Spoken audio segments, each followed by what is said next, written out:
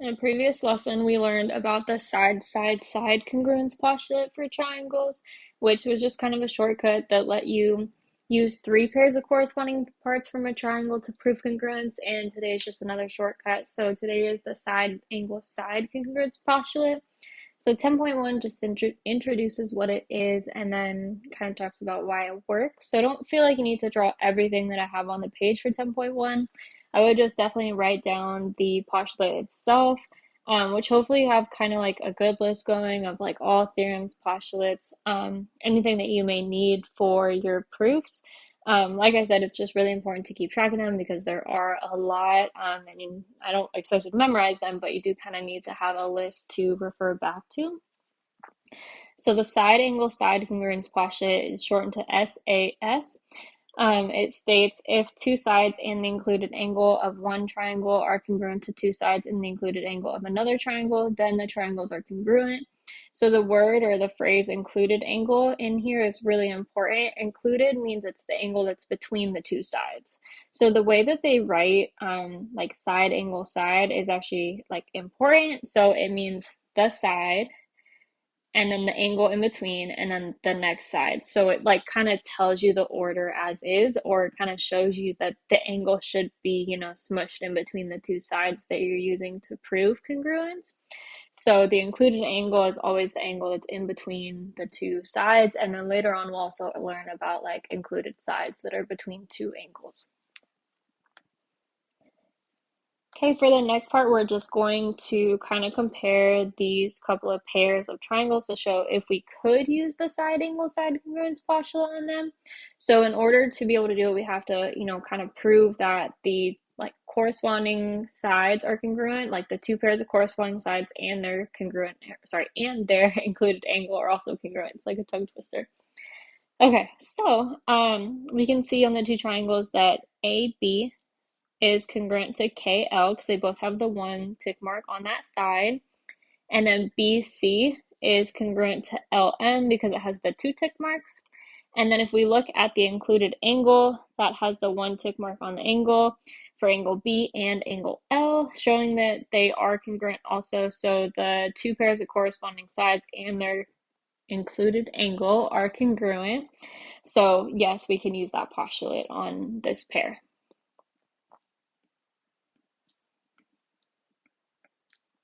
And then for the second pair, so for this one, we'll just compare the same way. So for segment AB, it's congruent to segment LK because it has the one tick mark. And then BC is congruent to LM. Those both have the two tick marks. And then for the angles, it looks like they do have a pair of congruent angles. So angle B is congruent to angle K. Angle B is included, but angle K is not. It's not like within the two segments that we were, or the two sides that we were looking at for congruence. So since angle K is not the included angle, we could not use the side angle side congruence postulate on this pair.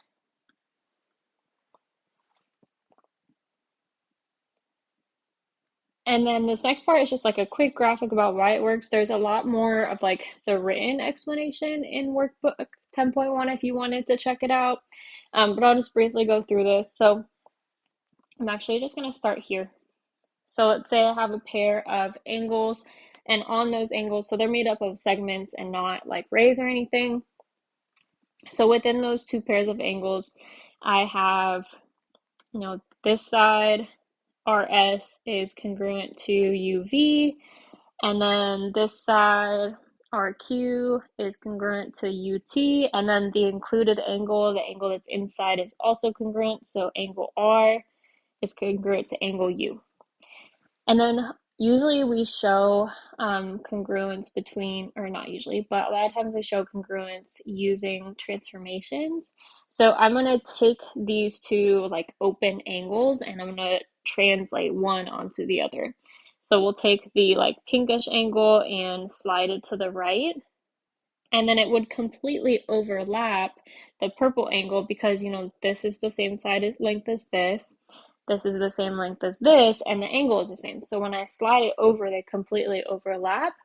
So that means like if they're completely overlapping, then there's only one way, like the same way to close each angle and create a triangle. So if I were to connect like SQ and VT, you can see there's only that one way to connect them, and those two ways are congruent. So they both have the three tick marks. It's showing that all the sides are congruent. So we can show, or I guess prove, that they are the same, even though like initially we only started with just the two pairs of corresponding sides that were congruent and the included angle that was congruent. Okay, so like I said, in the workbook, there's a lot more of like the written definition that you can read through, but for now I'm going to move forward to 10.2. Okay, so 10.2 is using side angle side in proofs, and before we can get into that, we just have a couple of newish definitions. So the first one is an angle bisector.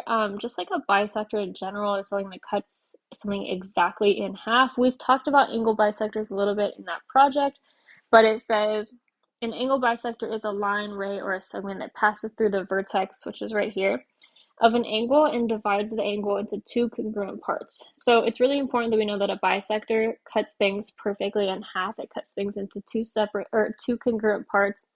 And it can be, it doesn't have to be an angle, it can be a like segment or anything. So you'll notice that like this is 40 degrees and this is 40 degrees. That like ray BD cut that original angle perfectly in half, so you both ended up with two smaller equal or congruent angles. And then the next new definition is vertical angles. So vertical angles are created when two lines intersect one another. The two angles that are opposite each other are called vertical angles.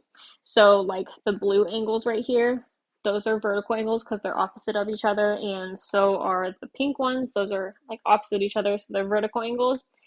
And then the vertical angles theorem states that if two angles are vertical angles, then they are congruent. So it's another thing to kind of add to the list of rules, theorems, postulates, all that. That's what we would use just to declare that two angles are the same based on the fact that they are vertical. Okay, so moving down to the proof part of 10.2. So given that AB is 3.1, AD is 3.1 also, and A is the midpoint of CE, segment CE, we want to prove that triangle ABC is congruent to triangle ADE. So we want to try to prove that this triangle is congruent to this triangle. And then remember, whenever we're writing proofs, we always want to start with the information that we're given as our first statement. And before we get started, I know that sometimes like getting started with proofs, you're like, where do I even really begin? So we're just first, like, I know this won't always be the case, but consider the fact right now that, we're practicing and we're learning about the side angle side congruence postulate. So that's what I want to focus on, is proving this using that postulate. And the side angle side is, we need two sides that are congruent two pairs of sides that are congruent. And then we also need their included angle to be congruent. So if we're looking at, this is like just kind of like, if you're writing like an essay and you have to create an outline for it, this is just like the thought process that we're spitting out for our rough draft. And then the proof is going to formalize it. So if we look at our graphic that we're given, we know that AB is 3.1, we know that AD is 3.1, so we get that those are the same. We just learned about vertical angles and how vertical angles might have the same angle measurement, or we can prove that they do. So like maybe angle A and the other angle A, or sorry, DAE and BAC are congruent. So if we can just show that like this side and this side are congruent to each other, we can use that side angle side because we'll have two pairs of like corresponding congruent sides, and then also the included angle that we can prove is congruent as well. So that's our goal, is to just like formalize all that information in this proof. Okay, so I'm going to start with what's given to us. I'm going to pair the not segment, but the distance between A and B is 3.1. I'm going to pair that with the distance between A and D is also 3.1. just as a single statement. So AB is 3.1, AD is 3.1, and that's given to us. And then the second piece of information that is given to us is that A is the midpoint of segment CE.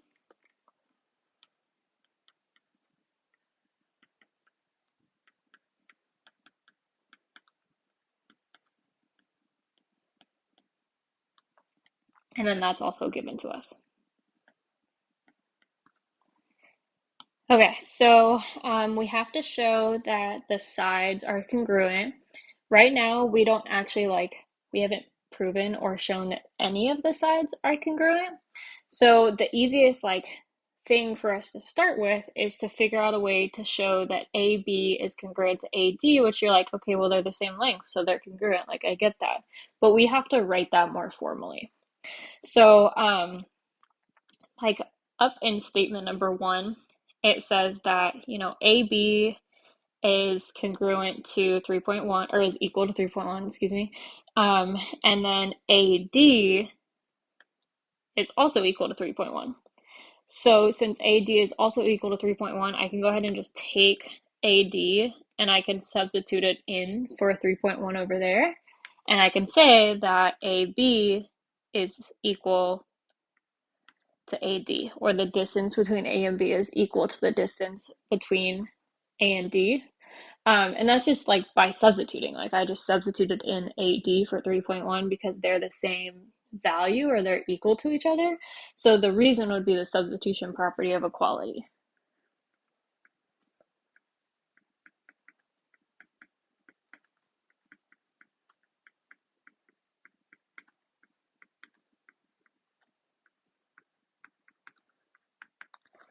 And then that's not the only way that you can show this. You can also show it using the transitive property, which is kind of saying, if x is equal to y and y is equal to z, then x must also equal z.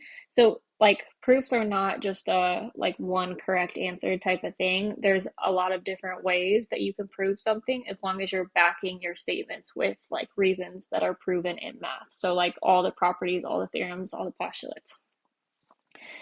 Okay, so we said that the distance between A and B is equal to the distance between A and D. Sorry, I think my B's and D's are sounding really similar. But because their distance is the same, their length is the same, we can say that their segments are congruent. So we would say segment AB is congruent to segment AD. So their distances can be the same, and then their segments can be congruent. Remember, congruent pretty much means the same size, it's just a different object. And in this case, it's a different segment. One is AB, one is AD, so they're in a different spot. So this one would just be definition of congruent segments for a reason, because congruent segments have the same length. So definition of congruent segments.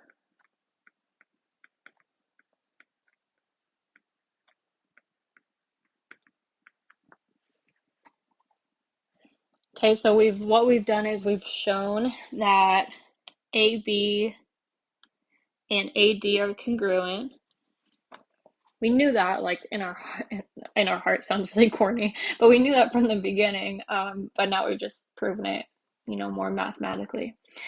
Okay, so the next piece of information that I want to use is the other part that was given to us, which is that A is the midpoint of segment CE. So if A is the midpoint, so we're saying that, point A right here is the midpoint, it's in the middle of CE. So if it's in the middle of CE, it bisects it. So there's not just angle bisectors, there's not just rays that we use to bisect things. A bisect can be anything. It could be a point, it could be whatever we need it to be. So A is the midpoint of CE, so it bisects it. So that's our next statement. So A bisects segment CE because it's the midpoint. So our reason is definition of a midpoint.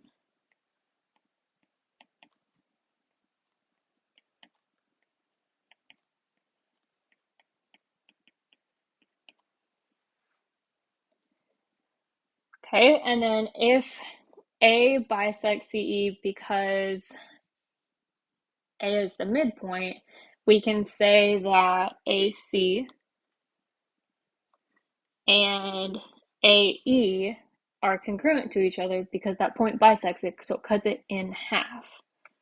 So we can say AC is congruent to AE, they're the same length because that's what a bisector is. So segment AC is congruent to segment AE,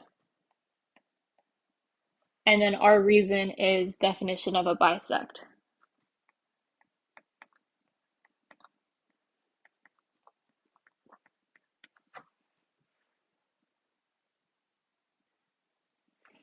So we've done two pairs of sides so far. So we're using side angle side, or that's our goal.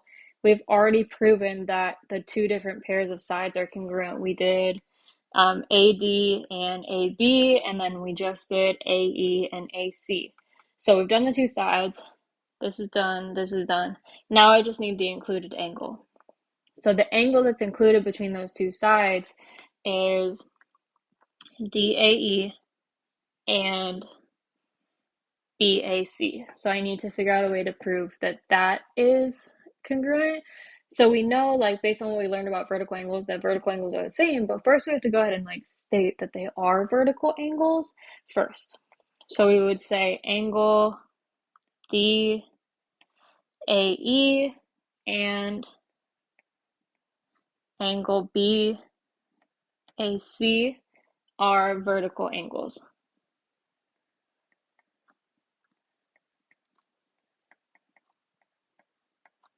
I ran out of room, so I'm going to shorten angles with just the angle symbol. Okay, and you're like, okay, well, how do I like justify that? It's just like they are vertical angles, it's what they are. So that's our justification, is we just say definition of vertical angles. Because we just learned the definition for it, so we can state that now.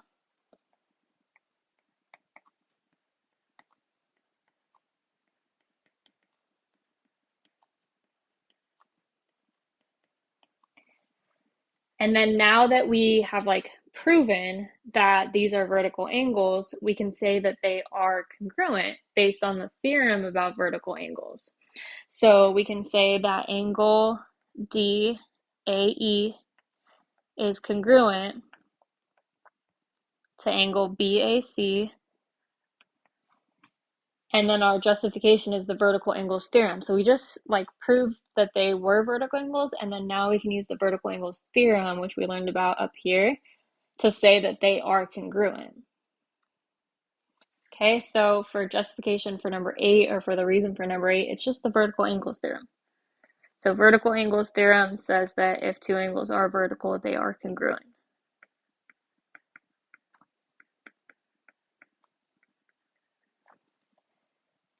Okay, I'm gonna just go ahead and add this to the picture. So we just proved that, angle DAE, which is this one, and angle BAC, which is this one, are congruent. So now we have the two pairs of sides and their included angle on both triangles that are congruent. So we can stop there and use side angle side to say that the two triangles are congruent. So we'd say triangle ABC is congruent to triangle ADE based on the side angle side congruence postulate.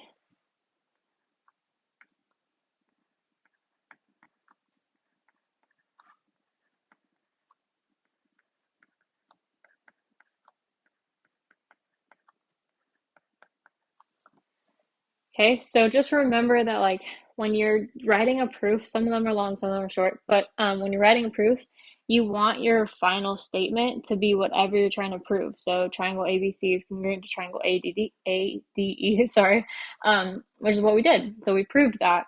I know it's like proofs are pretty tedious sometimes, but it's just basically a way of us backing up kind of what we can see on paper to like prove, for lack of better terms, that two triangles are congruent, or just whatever we're trying to prove in general. Okay, so 10.3 is the last problem. This is using side angle side in problem solving. So Susie wanted to find a distance across a lake. To do this, she used her pedometer and a GPS device to track how far she walked in each direction. The figure represents the situation. In the workbook itself in 10.3, you can like open up kind of the steps that she takes if you would like to, but the picture shows you all you really need to know to find it. So I just kind of left the steps off. But she wants to find the distance across the lake. So she's looking to find like this distance, AB. So we can use like the side angle side to find that. So we know that we're given that. I'm trying to find a color that will like show up on this. Hopefully, maybe let's keep the yellow. I don't know why I changed it.